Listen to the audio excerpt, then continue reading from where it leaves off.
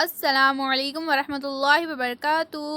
बच्चों, आज हम पढ़ेंगे मज़मून माहौल का मुतालिया, सबक नंबर 9 हवा। तो बच्चों, इससे पहले की वीडियो में हमने इस सबक को आधा पढ़ा था। आज हम इसके आगे का सबक पढ़ेंगे। तो चलिए बच्चों, हम शुरू करते हैं। तो बच्चों, यहाँ पर सबसे पहले हमें एक तजुर्बा करना है। तो हमें क्या करना है बच्चों, इस तरह से एक तश्तरी लेना है और उसके अंदर मोमबत्ती को इस तरह से खड़े कर देना है। अब हम क्या करेंगे, तश्तरी में पानी डालेंगे। इस तरह से हमें तश्तरी में पानी डालना है। अब हम इस मोमबत्ती को जलाएंगे।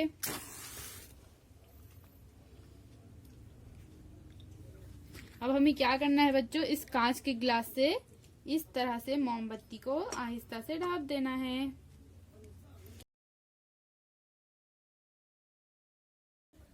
तो देखिए बच्चों, यहाँ पर किस तरह से पानी ऊपर आ रहा है। लेकिन अब क्या हुआ, मोमबत्ती बुझ गई तो पानी भी ऊपर आना रुक गया है।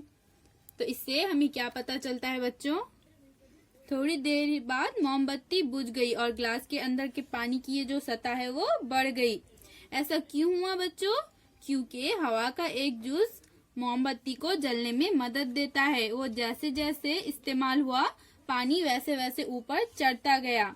हवा का वो जुज जब खत्म हो गया तो मोमबत्ती बुझ गई, पानी का ऊपर चढ़ना भी रुक गया।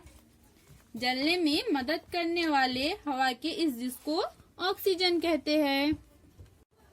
यानी बच्चों, इस गिलास के अंदर ऑक्सीजन खत्म हो चुका है, इसलिए मोमबत्ती की आंख जो है वो बुझ गई और पानी भी ऊपर चढ़ना यहीं पर रुक गया।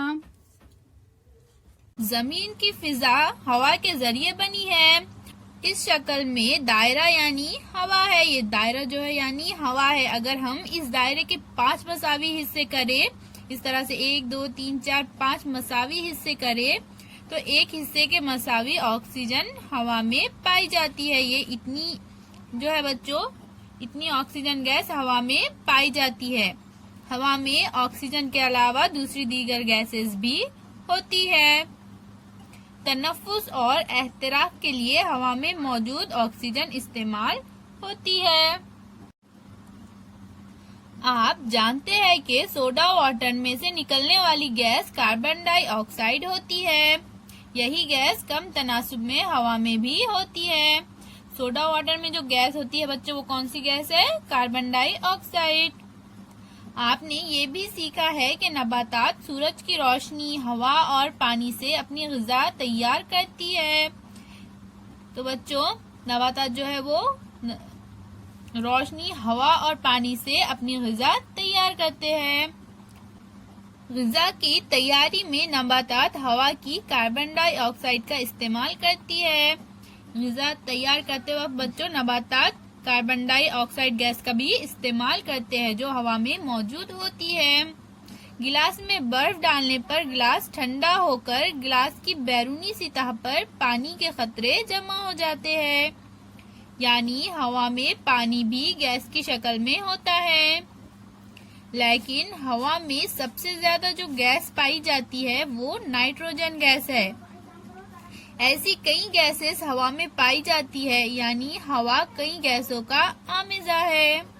देखिए बच्चों, हमने क्या करे थे, दायरा यानी हवा, और हमने इस दायरे के 5 मसावी हिस्से करे थे, जिसमें से एक हिस्सा यानी बच्चों इतना हिस्सा हवा में ऑक्सीजन गैस मौजूद होती है, और बाकी की जो ये इतना है बच्चों, ये नीले कलर में इतनी नाइट्रोजन गैस हवा में मौजूद होती है। तकरीबन बच्चों 78 यानी 78% हवा में नाइट्रोजन गैस मौजूद होती है और 20 से 21% हवा में ऑक्सीजन गैस का तनासुब होता है।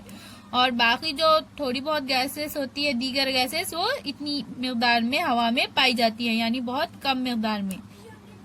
हवा में सबसे ज्यादा कौन सी गैस होती है? नाइट्रोजन गैस, और उससे कम होती है ऑक्सीजन गैस, और उससे कम दीगर जो दूसरी गैसेस होती है वो हवा में पाई जाती है। क्या आप जानते हैं, कारखाने, सवारियों, अंगीठियों और दूसरी वजूहात की बिना पर ईंधन के जलने से धुआं निकलता है। इस तरह से बच्चों, कारखानों, ऑटो चलाते हैं तो उसमें से धुआं निकलता है, कार में से धुआं निकलता है, हम लकड़ी पर खाना बनाते हैं तब धुआं निकलता है। इस तरह से बहुत सारी चीजों की वजह से धुआं निकलता है। ये धुआं भी हवा में शामिल हो जाता है। हमने क्या सीखा? हवा हमारे अतराफ पाई जाती है। खाली नजर आने वाली जगहों में भी हवा होती है। जमीन के अतराफ हवा का गिलाफ है, इसे फिजा कहते हैं। जमीन के करीब हवा की तह मोटी होती है, जबकि ऊपर की तह पतली होती है। हवा कई गैसों का आमेजा है। ऑक्सीजन, नाइट्रोजन, कार्बन डाइऑक्साइड और आबी बुखारात हवा के बुनियादी अज्जा है। इसे हमेशा जहन में रखें। कोयला, पेट्रोल, डीजल जैसे ईंधन के जलने से धुआं होता है। ये धुआं हवा में हल हो जाता है। इस धुएं से सेहत खराब हो सकती है। अल्लाह हाफिज।